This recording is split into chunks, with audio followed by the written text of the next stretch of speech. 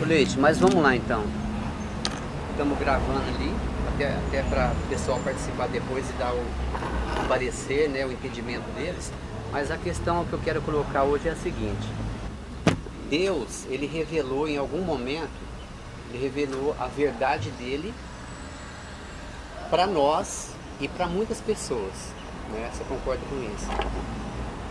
Agora, a pergunta é, por que que Deus não revelou, ou por que que muitas pessoas não chegaram nesse entendimento que nós chegamos, da verdade, né?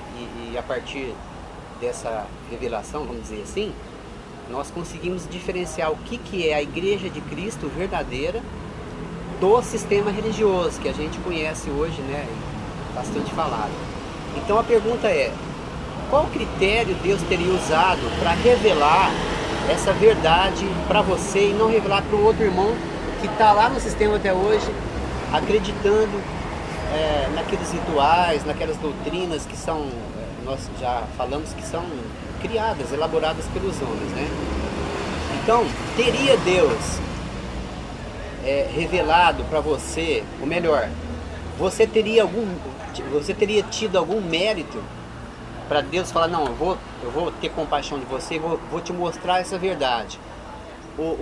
Ou seja, será que foi por causa da sua sinceridade, da sua busca ali, ou da sua obediência àquelas regras do sistema, ainda que elas não tivessem nenhuma associação com a verdade da palavra, mas assim, a sua sinceridade de buscar aquilo? Não, nós já falamos sobre isso, e já conversamos sobre isso por muito tempo, várias vezes, por diversas vezes, e eu entendo que é um conjunto de fatores. Nós temos que entender que a compreensão sobre Deus não poderia ser mérito do homem. O homem não tem condição de ter mérito nisso. É graça. De fazer algo para merecer. É graça. Não é merecido. Ele não tem mérito para isso. Ele não tem condição de bancar isso. Isso é graça de Deus. Agora veja, por que então que a graça de Deus, já que é de graça, se revela para uns e não se revela para outros? Eu entendo, olhando para Jesus, e de uma maneira muito simples, de que duas coisas acontecem nisso. Jesus chega para os discípulos e fala assim, olha, aquilo que muitos quiseram entender, não entenderam, mas vocês estão tendo o privilégio. E eu não vou revelar isso para os grandes, para os profetão, para os inteligentes, para os estudados. Eu vou revelar isso para os pequenininhos aqui. Então vocês estão tendo o privilégio de entender isso. Agora, por outro lado, aqueles pequenininhos que estavam ali em volta, muitos disseram, eu quero. Outros disseram, eu não quero. Tanto é que aquele jovem rico, quando pergunta para Jesus o que ele deveria fazer para ter vida eterna, Jesus citou algumas coisas da lei e ele falou, eu cumpro isso. Aí Jesus falou, então agora vende tudo que você tem e me segue. Ele pegou e foi embora. Muitos nos dias de Jesus estavam indo embora. Quando Jesus falou que o corpo dele era o pão e quem não comesse desse pão, e aí muita gente quis achar que era comer a carne de Jesus, não tinha nada a ver com a carne, era se comprometer com Jesus. Quem não se comprometesse com ele, não teria parte com ele. Então veja, eu acho que quando nós estamos diante dessa questão, na minha opinião, nós temos duas coisas, a graça de Jesus e a sua responsabilidade. E a minha responsabilidade de desejar isso. Porque Deus pode estar querendo revelar e eu falo assim, eu não quero.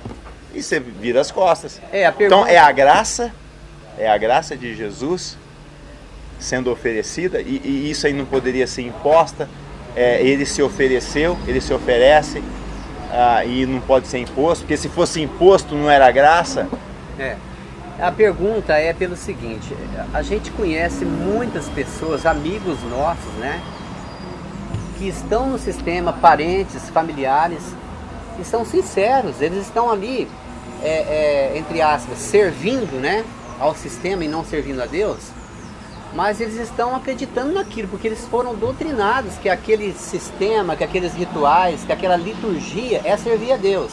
Então ali eles dedicam tempo, eles dedicam dinheiro também, né? Que eles pagam uma mensalidade, que nós já falamos sobre isso. Agora, há uma sinceridade, assim como havia em mim, assim como havia em você, né? Está aqui o Dr. Leite, né, advogado, concluiu o seminário aqui na cidade de Ribeirão Preto para servir, entre aspas, ao Senhor lá no sistema religioso. E ali ele dava aulas, era pregador, dava aulas na escola dominical. Estou falando tudo isso não para engrandecer, mas assim, havia uma sinceridade da parte dele, creio que sim, né? A minha participação no sistema, volto a dizer, não estou dizendo isso não para me engrandecer, mas eu tinha ali também uma fidelidade, né? Eu tinha uma sinceridade, né? E eu dedicava só um minutinho, já te atendo. Eu dedicava a minha vida ali, né? Eu era fiel naquilo que eles chamam de dízimo, né? Dava dinheiro para o sistema religioso. Eu tinha os meus trabalhos ali, né? Eu fazia parte da diretoria da igreja, né? Onde eu exercia a função de tesoureiro, de vice-presidente e também presidente da igreja, né? Além de pregador, professor da escola dominical, enfim. Agora, havia uma sinceridade? Penso que sim, né? Agora, foi por causa dessa sinceridade que Deus me revelou, que Ele me mostrou essa verdade, me fez com que eu enxergasse o que é a sua verdadeira igreja e o que é o sistema religioso, né? Então, assim, uma pergunta que eu até deixo aqui na rede social, para que você, amado, possa contribuir, né, com o seu entendimento, né? Até porque essa pergunta não é retórica. De fato, eu tenho as minhas dúvidas, nós estamos num processo de crescimento, né? E essas dúvidas sempre vão pairando aí. Eu vi uma publicação do irmão Robinho, né? Robinho RB, RB, né? Robinho é o nosso. Do Rio de Janeiro. Ele disse o seguinte, é mais ou menos assim, ó. Robinho é a nossa inspiração. Robinho, o profeta, ele dizia assim, ó, eu amava o microfone, né, mas não amava Jesus, né? E é isso que acontece com a maioria que está lá, né? E que acontecia talvez com eu questiono muito, hoje eu revejo tudo isso. Eu não sei se eu era sincero, não. Acho que era muito mais politicagem, vaidade, hipocrisia, do que sinceridade. Não. Por isso que eu falo que é graça, tem que ser graça. Porque... Passei a cadeirinha no cinto, viu? A Manu tá aí? Não, vai ser também. Ah, tá bom. Você tá indo? Aqui. Felipe, você conseguiu ligar lá pro cara? Eu vou perguntar pro Danilo, não sei se ele ligou. Então tá, beleza. Fala pro Danilo. Tá bom. Fala pro Danilo. Pra ele mandar uma oferta pra nossa religião. A gente tá com uns projetos aí de fazer crescer a religião. Valeu, boa viagem, hein? Sobre essa questão de igreja, eu falo e converso com a turma fala, porque eu não fui na igreja, eu vou na igreja, eu sou de tal igreja. Igreja não é lugar, não é prédio. Aí a turma fala, não, mas você está entendendo o que eu estou falando. Veja, lógico que eu entendo o que você está falando, mas o conceito muda comportamento. Quando você entende que igreja não é prédio, que igreja não é lugar, que igreja não é associação e que igreja é discípulos de Jesus se relacionando com amor, ligado pelo Espírito Santo, isso muda comportamento, isso muda atitude, isso muda a direção da tua vida. Só que é o seguinte, esse conceito criado foi uma estratégia. Esse conceito criado de que igreja é lá no lugar, no prédio, faz parte da estratégia para manter as pessoas, e aí eles sacralizam o lugar, né? Santificam o lugar, né? Chamam de casa de Deus, porque isso é interessante para o sistema religioso.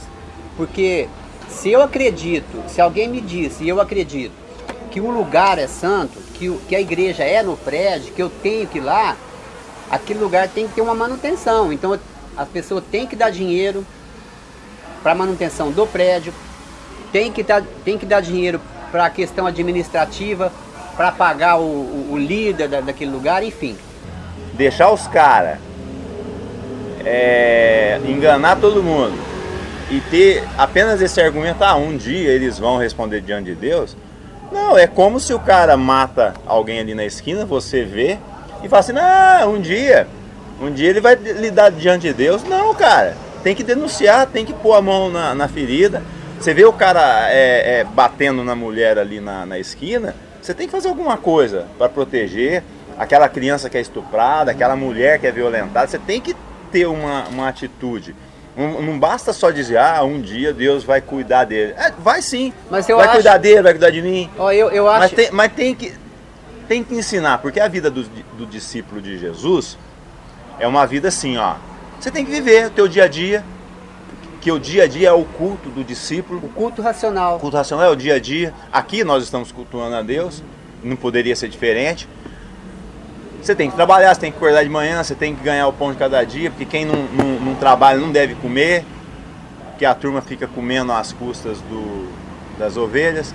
Eu acho que tem avançado bastante nessa questão das pessoas começarem a entender a verdade de Deus, né? Ainda que eu também veja algumas pessoas que já perceberam parte da verdade, só que elas têm, conforme a própria palavra fala, elas têm receio, né, de dizerem o que elas estão entendendo já, o que elas estão descobrindo.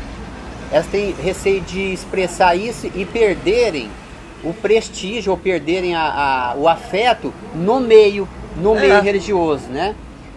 Então tem até um texto que diz assim que muitos, né, ali na sinagoga da igreja primitiva, no tempo ali da igreja primitiva, já tinham descoberto a verdade, só que eles negavam, eles tinham medo. Perdeu o título, perdeu o prestígio lá dentro. Eles não expressavam por terem medo de serem expulsos da sinagoga. Exatamente, exatamente. Porque eu entendo que pensar diferente não te torna inimigo, te torna apenas alguém que pensa diferente do outro. Entendeu? Se você pensar diferente do outro e o outro não querer se relacionar com você e dizer assim, eu não sou seu amigo porque você pensa diferente, é porque ele nunca foi amigo. E como eu disse outro dia, de vez em quando você precisa chacoalhar a árvore para cair as frutas podres também, né? Por que eu hoje posso expressar o que eu acredito? E o que eu acredito é o Jesus Cristo, Filho único de Deus, que veio, se entregou, morreu e ressuscitou, para que todo aquele que nele crê tenha vida eterna. Reconcilie-se com Deus. Eu creio nisso. Mas Ele é a palavra. E por que eu posso falar o que eu estou falando? Porque eu não tenho rabo preso com a religião. Eu não tenho rabo preso com título. Eu não tenho rabo preso com remuneração. Minha cobertura é Jesus, é o Espírito Santo. Aliás, aqueles caras lá do templo dizem que são ungidos. Imagina, ungido é quem tem o Espírito Santo. E todo discípulo de Jesus tem o Espírito Santo. Então, na verdade, para com essa história. Então, hoje eu posso me expressar, me expresso. Então, veja bem, quero viver para Jesus.